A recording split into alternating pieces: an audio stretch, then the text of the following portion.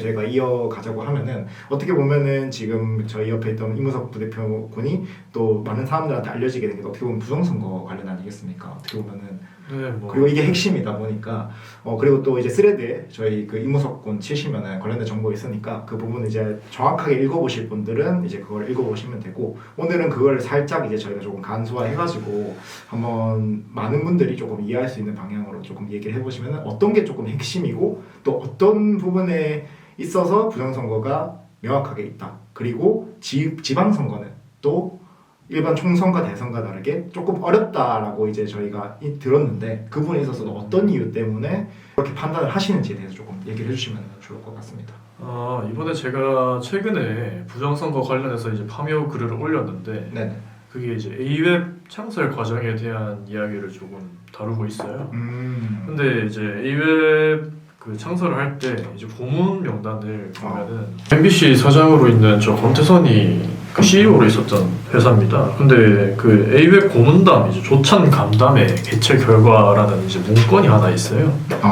그런 게 있군요. 네. 근데 그게 2014년 5월 20일 국회의원 식당에서 있던 자리입니다. 그러니까 A웹이 설립하는 과정에 있어서 어떤 사람들이 참여를 했고 이제 어떤 뭐 이야기가 오고 갔는지 이제 있는 자료가 하나 있어요. 네, 인터넷에 검색하면 나옵니다. 심지어 뭐라고 얘기하시면 나오죠? 그 A웹 고문단 조찬 간담회 치시면 아마 찾으실 수 있을 거예요. 네, 여러분들 보시고 한번 보시면 돼요. 접근 권한이 뭐 모두 국민에게 열려 있습니다. 그렇죠. 투명하게 공개가 되어 있고. 근데 이 명단이 참 재밌어요. 그 당시 이제 최경환 경제부총리 그리고 김무성 그리고 박지원 그분은 어디 가든 이름이 빠지지가 않네요. 유인태 그리고 방금 말씀드린 권태선 그리고 김민배 이분은 지금 돌아가셨습니다. 그리고 TV조선 보도본부에 그때 당시에 계셨고 그리고 김영희 그 중앙일보 소속 기자고 이계성 그리고 이대근 최용훈 근데 이 사람들이 전부 한국일보 경향신문 어떤 신문사에 그 언론사에 약간 관련되신 분들이 많네요. 얘기를 들어보게만 해도 동아일보까지 있습니다. 그러니까 우리가 흔히 말하는 조중동은 다 있네요. 조중동이 다 있습니다. 근데 왜 이제 이 사람들이 여기 이제 같이 있었을까를 조금 생각해 볼 필요가 있어요. 그렇죠. 왜냐면은 그냥 말한 대로 밥 먹으려고 모인 건 아닐 거 아니에요. 네. 그러니까요. 이게 그냥 언론 보도를 위해서 모인 자리는 분명히 아닐 겁니다. 그렇죠. 근데 이제 이런 자리에 조중동 관계자가 왜 있었는지를 생각을 해보면 이제 박지원과 이제 김무성의 행보를 조금 주목해 볼 필요가 있지 않나. 저희가 이거를 녹화를 하고 어차피 저희가 이거를 편집을 했을 때는 이거에 링크도 해가지고 저희 영상에 띄워드릴 테니까 뭐 개인적으로 찾아보실 분들은 찾아보시고 그렇지 않더라면은 저희가 이제 띄워놓은 자료가 그 똑같은 자료거든요. 그렇기 때문에 그거를 참고해 주시면 됩니다. 계속 얘기하시죠. 조중동에 있는 주요 요직 인사들이 80년대 그 김대중 정권 때 그 인사가 싹 물갈이가 한번 된 적이 있어요. 핵대중 때. 네. 근데 그때 작업을 한 인물이 누구냐? 박지원입니다. 박지원. 근데 박지원이 조중동에 있는 그 여러 가지 뭐 논설위원직에 있는 사람들을 물갈이를 한번 싹 했어요. 그렇죠. 왜냐면은 제가 방송사는 정확하게 모르긴 하지만은 만약에 뭐 편집국장 이런 걸 바꾸라고 하면은 솔직히 반발이 일어나잖아요. 왜냐면은 뭐 대기업을 치면 임원을 바꾸라고 똑같으니까. 어떤 뭐 카드가 있었겠죠. 뭐 여러 가지 뭐 카드가 있었을 텐데 그러면 일단은 뭐 예를 들어서 쉽게 이제 대기업에 치면은 뭐 한 과장 정도 바꿔라. 이 정도는 뭐 어떤 거 얘기를 했을 때 그래 뭐 이 정도는 이렇게 하면서 바꿀 수 있잖아요. 근데 어쨌든 과장이 뭐 말로 말하지만 만년 과장이나 이렇게 얘기하지만 뭐 과장만 있는 건 아니잖아요. 결국 그 사람이 예를 들면은 뭐 일을 해가지고 임원으로 올라갈 수 있는 거고. 그럼 어떻게 보면은 지금 거의 그때쯤이면은 지금 거의 한 20년 가까이 지났고 40년 지났죠. 40년 지났네요.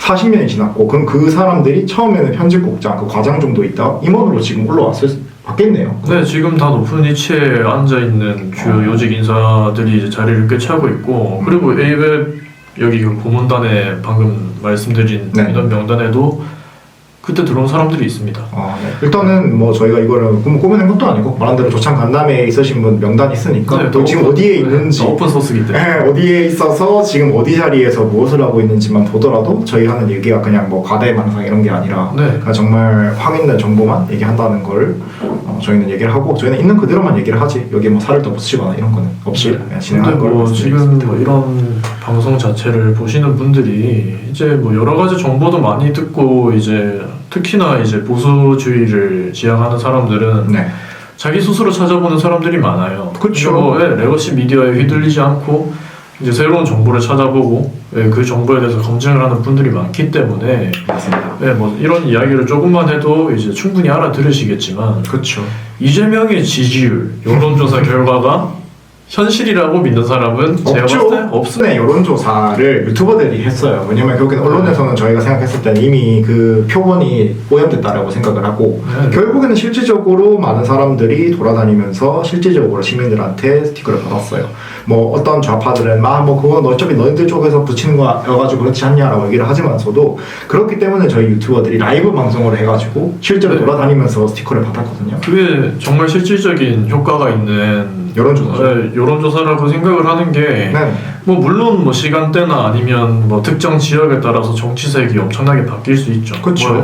뭐 유리한 지역에 가서 한 거 아니냐 뭐 이런 어디 지역에서도 도시에서도 여기에서 간 게 아니냐 피할 수는 없겠지만 근데 광주에서 한 여론조사도 6대4가 나왔습니다. 아니 여러분 그 맨날 9대1 아니면은 진짜 높아봤자 한 8.5 대 1.5 이렇게 나오는 지역에서 일단은 어쨌든 6대4 정도까지가 심지어 나왔다는 거예요. 경기도 광주 아니고 전라도 광주에서 그 정도가 나왔다고 하면은 정말 놀라운 수치죠. 그렇죠. 왜냐면 항상 저희가 보여주는 맨날 민주당 수치나 뭐 선거 결과만 보더라도 거의 뭐 86%, 91% 뭐 말도 안 되잖아요. 과거부터. 근데 지금 언론에서 이야기하는 이재명의 지지율은 50% 밑으로 떨어진 적이 없습니다. 진짜 없습니다. 어떤 여론조사도 그때 뭐 어떤 리스크였죠? 그때 되게 큰 리스크가 있어가지고 58으로 내려갈락 말락 했다라고 했던 게 있는데 리스크가 뭐 한두 개가 아니라서 너무 많아서 이런 건데 이거는 뭐 리스크가 워낙 많으니까 아마 여론조사가 거의 50% 아래대로 내려갈 뻔 하다가 그 이후에 이제 그 트럼프랑 이제 갔다 와가지고 다시 뭐 또 뭐 핵 운영장 잠수함인데 핵 잠수함을 했다 이러면서 다시 지지율이 올라갔던 걸로 알고 있는데 아마 뭐 그런 게 있었는데 정확하게 찾아봐야 되겠네요. 근데 그 여론조사가 이제 보통은 레거시 미디어에서 송출이 되기 때문에 그렇죠. 근데 여기서 조금 주목해봐야 될 그 대한민국 국민들의 국민성이 그렇죠. 국민성 약간 있습니다. 내미근성? 그건 쉽게 얘기해서 조크로 얘기한 거고요. 근데 좀 좋게 이야기하면 잘 뭉쳐요. 그렇죠. 엄청 잘 뭉칩니다. 금호운동도 잘하고 힘들 때마다 월드컵 때도 뭐 전부 다 뭉치고 뭉치는 거 정말 잘합니다. 근데 그게 단점이 여론에 약하다. 여론에 약하다. 그러니까 공동체 의견에 따라가는 경향이 있다. 근데 그런 이제 국민성 자체가 악용된 사례가 뭐냐? 드루킹입니다. 그렇죠. 드루킹 사건 실제 있었던 사건입니다. 여론 조작 사건이고 이거는 판례도 이미 나왔죠. 실제로 있었던 실제로 이제 재판까지 이제 하고 판례도 나온 사건이고 이제 드루킹 사건이 이제 시사하는 바가 무엇이냐? 드루킹 사건을 이제 짧게 설명을 해드리면은 이제 기사에 있는 베스트 댓글을 조작하는 겁니다. 베스트 댓글만 보죠 보통. 사람들 일반 국민들은 글 솔직히 잘 안 읽잖아요. 잘 안 읽죠. 모든 댓글 다 읽는 사람이 다 어디 있습니까? 베스트 댓글을 읽으면 지금 여론이 이렇게 흘러가고 있구나. 사람들은 이렇게 생각을 하는구나. 라고 생각하면서 지지율이 요동치게 되는 그런 결과를 실제로 드루킹이 선보인 바가 있습니다. 맞습니다. 그게 이제 문재인 대통령의 이제 당선에도 사실 영향을 줬고 정확하죠. 그리고 문재인 대통령이 드루킹이랑 사이가 나빠지면서 드러나게 됐죠. 문재인 대통령의 지지율이 곤두박질 치게 되는 계기 역시 드루킹이 이낙연 그래서 이제 나오면서 이제 깠죠. 정확히는 드루킹 사건이 이제 그런 이제 대한민국 국민들의 이제 어떻게 보면 국민성을 좀 악용한 사례가 아닌가. 그렇죠. 근데 그거랑 가장 유사한 게 지금 여론조사입니다. 여론조사. 근데 여론조사를 이제 주도하는 기관은 언론사죠. 근데 그 언론사가 중앙선거관리위원회가 설립을 주도한 A웹 고문단의 포함이 되어 있다. 그렇죠. 그런 핵심 인원들이 각 지역 언론사에 들어가게 돼서 만약에 어떤 주관적인 그런 의견을 담아가지고 얘기를 해버리면은 보통 일반적인 국민들은 정확하게 모르기 때문에 그 여론에 편승을 해서 결국에는 생각할 수밖에 없다. 결국에는 각 A앱의 그때 조참모에 있는 어떤 사람들이 어떻게 보면 지금 편집국장이나 아니면은 어찌 보면은 언론에서 조금 그런 거를 주도할 수 있는 그런 위치에 있었다. 네, 그리고 이제 그 언론사들이 여론조사에 대해서 전담을 하고 있기 때문에 그 여론조사 결과가 이제 국민들의 여론에 대해서 이제 판단하는 그 판단 기준에 영향을 지대하게 미칠 수 있다. 그렇죠. 네, 심지어 그거는 이제 레거시 미디어로 분류되는 이제 언론이기 때문에 그 신뢰도에 대해서 이제 누구도 딱히 뭐 검증도 안 하고 이제 신뢰하는 사람들이 대다수의 국민들이죠. 네. 그렇죠. TV 보는 사람들이면 다 볼 테니까. 웃긴 게 보면은 어떻게 보면은 이제 뭐 저희가 항상 얘기하잖아요. 레거시에서 하는 뉴스 정보는 정확하고 유튜브는 약간 가짜 뉴스다. 항상 이렇게 얘기를 하는데 솔직히 원론적으로 보면은 구조가 비슷하잖아요. 똑같이 이제 취재를 나가서 결국에는 그러니까 편집된 영상 같은 경우에는 어쨌든 본인의 주관이 담겼긴 하지만은 어쨌든 현재 있던 거를 어느 정도 편집을 해가지고 방송을 해가지고 내보내는 거잖아요. 네. 방송사도 똑같잖아요. 기자들이 현장에 나가서 뭐 예를 들어서 질문이나 아니면 답변 또는 영상들을 취합을 해서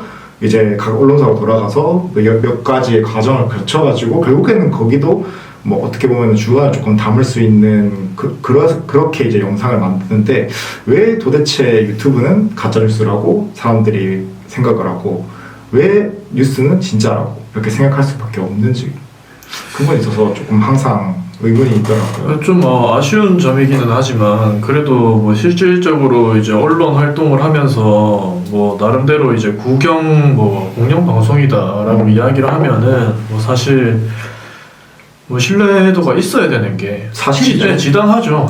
이제 특히 이제 영국 BBC 같은 경우만 보더라도 BBC는 이제 영국 황실 언론 기관이지 않습니까? 그렇죠. 네, 이제 그런 것만 봐도 이제 사람들이 신뢰를 할 수밖에 없는 구조로 되어 있고. 그렇죠. 근데 이제 그런 언론들이 특히 뭐 MBC나 이런 데서 뭐 내란 수괴 이런 표현을 쓴다든지 아니면은 지금 재판 결과가 나오지도 않은 저 윤석열 대통령님 내란 재판에 관해서 네.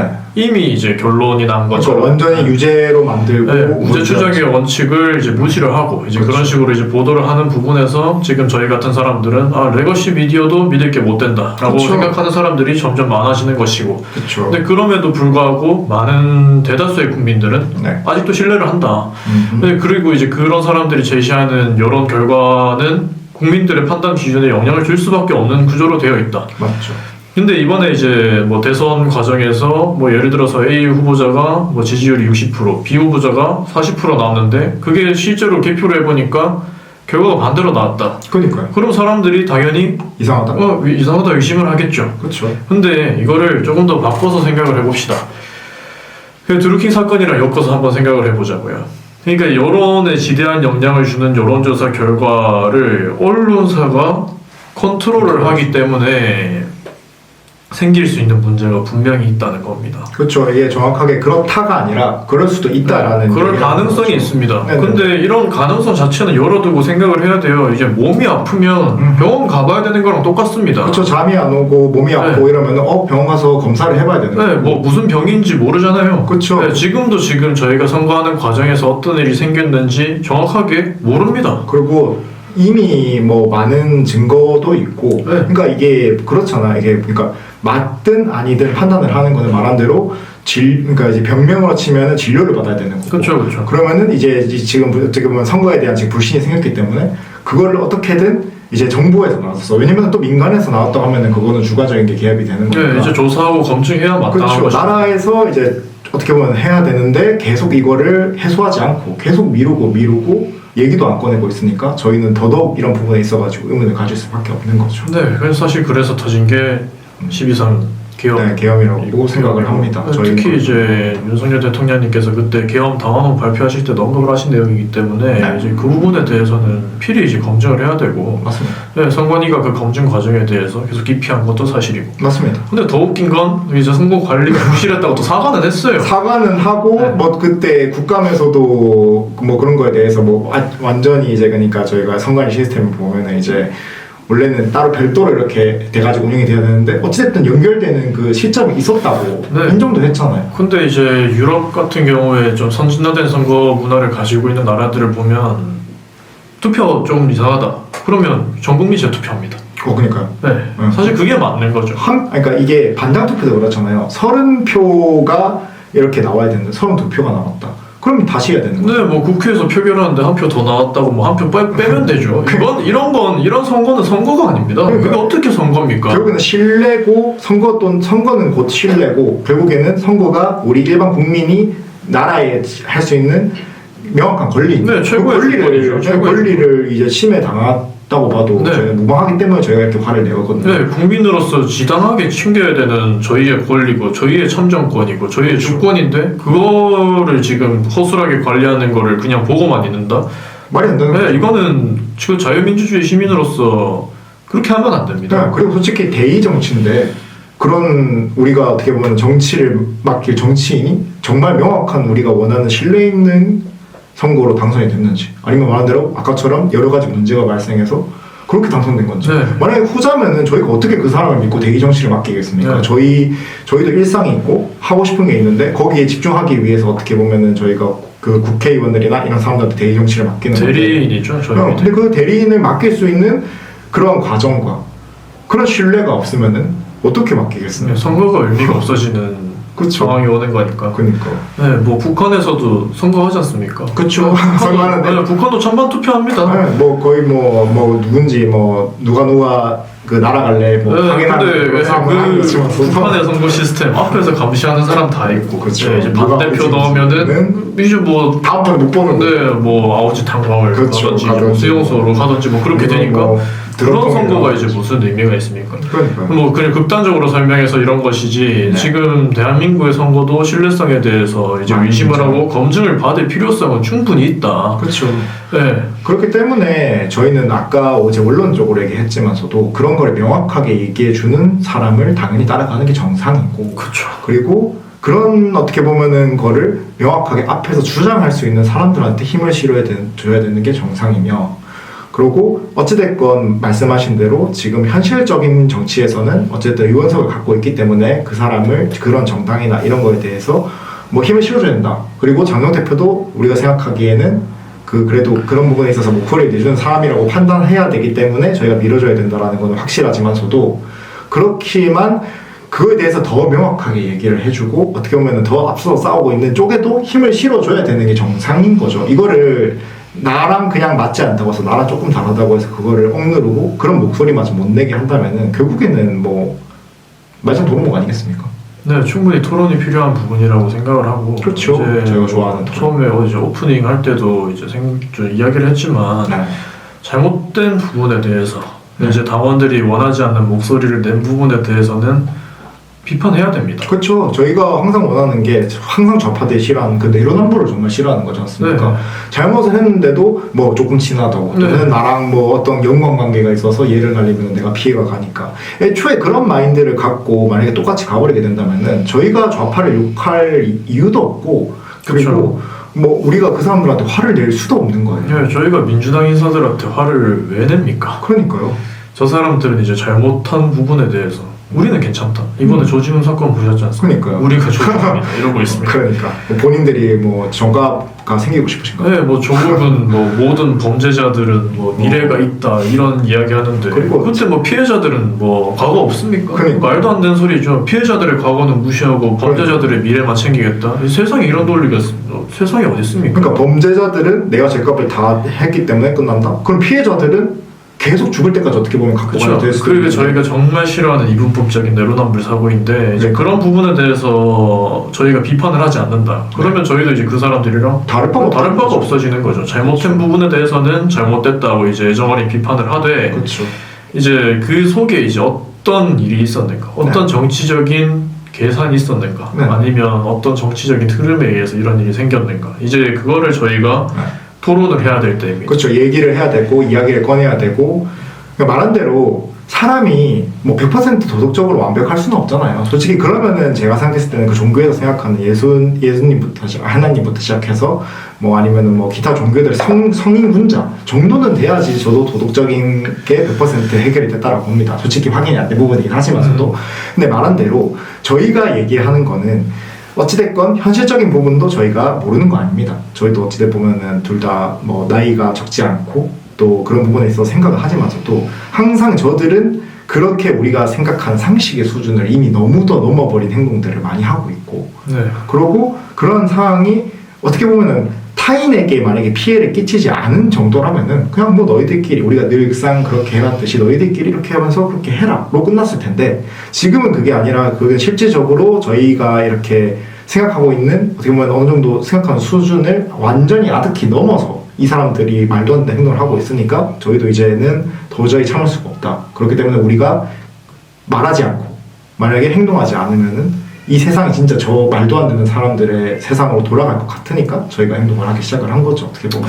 네, 시간이 정말 많이 남진 않았습니다. 그래서 이게 뭐 탈당을 이제 고려를 하시는 분들도 있고 이미 하신 분들도 있는데 그렇죠. 이제 뭐 이런 파묘 활동을 하거나 아니면 이제 SNS상에 저희가 조사한 부분에 대해서 글을 쓸 때는 입증할 수 있는 근거가 있죠. 있어야 됩니다. 그런 게 필히 있어야 됩니다. 저희는 좌파들처럼 그냥 카더라가 아니고 어쩌라고라고 하지 않고 근데 그 제가 지금 생각하는 가장 큰 문제는 뭐냐면 정동혁 대표님이 계엄 사과를 했다라는 그 이유 하나만으로 탈당 러쉬를 할 이유는 없습니다. 그렇죠. 그거는 조금 너무도 그냥 이르다라고 할 수 있는데 근데 이제 만간에 그게 예정돼 있죠. 고려는 해야 된다는 한동훈 단계 게시판의 처분 결과를 이제 저희가 기다리고 있지 않습니까? 그렇죠. 그게 어떻게 보면은 진짜 판가름 나는 게 아닐까. 근데 이제 거기서 만약에 부정적인 결과가 나온다. 그러면 진짜 고려를 해야 되고 이동을 해야 되는 거예요. 그럼 이제 정말 백업 솔루션을 생각할 시점이 왔다라는 이제 정황 증거가 나온 것이기 때문에 명확한 결과가 나온 거죠. 그때 되면은 진짜 저희가 원하는 목소리를 낼 수 있는 사람들을 찾거나 아니면 백업 솔루션을 찾거나 아니면 그 부분에 대해서 힘을 키워주는 이제 방안을 생각을 해볼 필요가 있다. 왜냐면은 저희가 항상 얘기하지만 어떤 분들은 얘기를 하더라고요. 이제 그러니까 청년 단체들이 그것도 요즘에는 또 국민의힘에서 또 청년 관련해가지고 많이 올리다 보니까 청년 단체들 결국에는 뭐 국민의힘 이렇게 해가지고 한 자리 하려는 게 아니냐 이런 얘기가 나오거든요. 근데 저희는 애초에 어떤 당이나 어떤 당의 또 다른 당의 입장을 대변하기 위해서 이곳에 나온 게 아닙니다. 대승적이고 어떻게 보면은 저희가 파괴된 그런 자유민주주의에 대한 회복 결국에는 저희가 궁극적으로 바라는 게 그거일 뿐이지 그게 어떤 뭐 국민의힘 정당이 됐든 아니면 다른 정당이 됐든 어떻게 됐건 저희가 최대한 보수의 어떤 회복과 어떻게 보면 이런 반국가 세력들에 대한 어떤 그런 척결 그런 의지를 품고 나오신 거잖아요. 그래서 저는 생각을 하지만 어떤 당을 입고 있느냐는 중요하지 않다고 생각을 합니다. 말한 대로 오늘 나온 부대표 임무석 분처럼 명확하게 이게 플랜이 갖춰져 있고 맞는 건 맞다. 아닌 건 그렇다 라고 얘기를 하고 또 만약에 반성할 게 저희도 생길 수도 있잖아요 추후에 그런 건 반성하고 그런 부분에 있어서는 책임을 지고 뭐 예를 들어서 책임도 지고 그렇게 하면 되는 거라고 생각을 하거든요.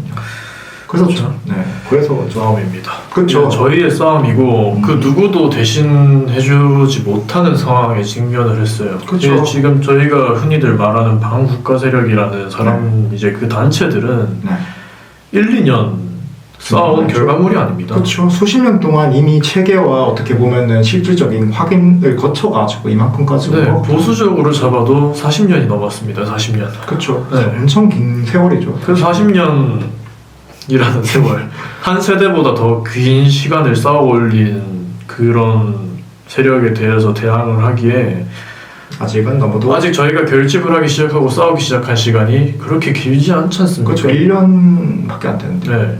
그래서 근데 지금 이제 저희가 이렇게까지 이제 버티고 싸워 나가고 저희 목소리를 낼 수 있는 이유는 이제 우파에 있는 그러니까 자유민주주의를 수호하고자 하는 사람들의 그 역량 자체가 이제 저희 반대 진영에 있는 사람들보다는 조금 뛰어나서가 아닌가. 그렇죠. 우파는 항상 좌파들보다는 뛰어납니다. 저는 그렇게 생각을 해요. 개개인으로 뭉치기에 너무 어렵고. 뭉치기를 잘 못해서 그렇지. 이제 역량 자체는 뛰어나고 이제 뭐 일기당천하는 전사들이 많다. 그렇죠. 네, 이제 그런 사람들이 있기 때문에 이제 여러 가지 새로운 정보들도 이제 수면 위로 드러나게 되는 것이고, 네. 목소리를 내는 사람도 많아지는 것이고, 이제 설득을 이제 하고 네. 이런 효과도 이제 점점 나오는 것이고, 네네. 이제 그런 부분에 있어서는 희망적이지만 저희도 이제 전략을 짜고 움직여야 될 때가 왔습니다. 이제는 전략적으로 움직여야 됩니다. 네. 열정과 애국심은 충분히 보여줬습니다. 우리가 청년들이 어떤 생각을 가지고 어떤 부분에 있어서는지 이제 어떻게 보면 표면적으로 드러나는 모습은 이미 많은 단체들이 많이 보여줬습니다. 자기 열정과 어떻게 보면 쉴 수 있는 그런 시간까지 갈아 넣어서 우리가 애국을 이만큼 생각을 하고 있고 대한민국을 이만큼 사랑하고 있다라고 하는 거는 이미 표면적으로 많이 보여줬기 때문에 지금은 이제 그 단계를 넘어서서 실질적으로 뭉치고 전략을 짠 다음에 저들이 생각하는 거를 두수 세수 어떻게 보면은 또 여러 수 앞을 보고 저희가 행동을 해야지 결국에는 이길 수 있다. 왜냐면 저들은 우리보다 너무도 오랜 세월을 많이 준비해 왔기 때문에 그렇죠. 저희가 따라가려면 진짜 저희도 빠른 시간 내에 뭉치는 수밖에 없다. 네, 근데 이게 중국이 가장 무서운 이유가 그겁니다. 이제 중국이 이제 100년 되게 뭐 이런 말을 많이 쓰고 이제 중국사를 이제 공부를 해보면 이제 뭐 삼국지, 뭐 초안지, 뭐 중국의 전국시대 이런 걸 봤을 때 전부 다 이야기하는 거는 이제 대의와 대계에 대해서 이야기를 많이 합니다. 그렇죠. 네, 그때 당시에 이제 전략가들이 모두 공통되게 이제 내세우는 주장은 대계입니다. 대계. 이제 대계. 다른 예, 걔인데 이제 네네네. 그러니까 전략이 있어야 된다는 거죠. 이 나라를 이끌어가고 이 정치 세력을 이끌어가고 이 다른 이제 우리랑 다른 사상을 가지고 있는 사람들을 통합하기 위한 전략이 필요하다. 그렇죠. 네, 그게 사실 대의입니다. 그렇죠. 그게 지금 청년 단체들이 외치는 윤어게인이 되겠죠. 그렇죠. 원래는 그런. 김용현 장관님이 이제 옥중에서 제시해주신 그 윤어게인이라는 그 아젠다와 대의가 네. 지금 이제 저희가 품고 있는 여러 가지 이제 의미를 대변을 하죠. 그렇죠. 네, 자유민주주의의 수호, 그리고 뭐 윤 대통령님의 복권에 대해서 포함되어 있죠. 네, 그리고 그 윤 대통령님이 정녕 이제 지키고자 했던 게 이제 국민과 자유민주주의이기 때문에 그렇죠. 이미 네, 이제 그분의 의지를 잇자라는 이제 아젠다가 될 수도 있고 그렇죠. 이제 그런 부분에 대해서 진정으로 지키는 정당과 단체가 무엇이냐라는 고민도 지금은 해야 될 거라고 해야 될 시점이 왔습니다. 네. 말한 대로 그 말씀도 하셨잖아요. 그러니까 저희도 누구보다 당연히 윤 대통령님이 어떻게 보면은 그런 모든 걸 다 껴안고 어떻게 보면은 저희를 위해서 희생을 하신 거지 않습니까? 그리고 최근에 이제 그 옥중에서 이제 말씀하셨지 않습니까? 어떻게 보면은 본인을 조금 밟고 미래로 나아갔으면 좋겠다. 밟고 일어서라라는 워딩까지 쓰셨고 사실 네. 그걸 보면서 마음이 정말 아팠는데 그러니까요. 이제 그런 그 워딩 하나하나가 이제 계엄의 목적성에 대해서 이제 퍼즐이 맞춰지는 부분이 정말 많습니다. 그렇죠. 네, 이제 청년들이 깨어나게 되면 방북한 세력들이 절대 이길 수 없을 것이다. 그렇죠. 네, 그리고 그 자체가 그러니까 진짜랑 가짜랑 붙으면 진짜가 이길 수밖에 없잖아요. 근데 네. 그 진짜들이 목소리를 안 내고 있으니까 가짜들이 지금 판을 치고 있는 거지. 진짜들이 모여가지고 목소리를 내게 되면 가짜들 질 수가 없잖아요. 어떻게 보면. 그렇죠. 그래서 이제 저희가 주목해야 되는 가장 큰 문제는 이제 부정선거. 네, 윤 대통령님이 그렇게까지 밝히고자 하셨던 부정선거 문제와 그렇죠. 그리고 뭐 이런 원인도 쓰셨습니다. 뭐 대한민국이 뭐 깡패 나라가 되게 놔두자는 말입니까? 이런 말씀도 하셨는데 그 깡패라는 워딩도 사실 주목해볼 필요가 있어요. 그거는 그렇죠.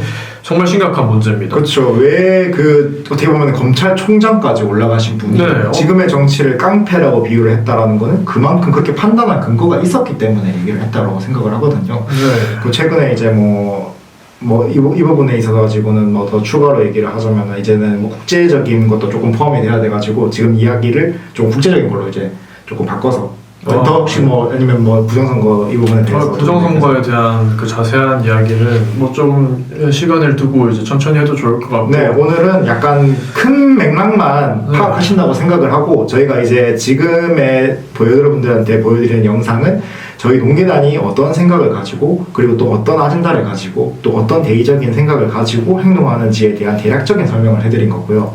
저희가 이 부분을 일단은 참고를 하셔가지고 다음번에 예를 들어서 뭐 아까 처음 얘기했던 뭐 계엄산업 부분은 이미 넘어갔으니까 일단은 그 부분을 제외하고 앞으로 저희가 뭐 청년단체들이 어떻게 가야 되는지 또는 또 제일 중요한 부정선거에 대해서는 어떤 구조로 되어 있는지를 조금 더 딥하게 얘기할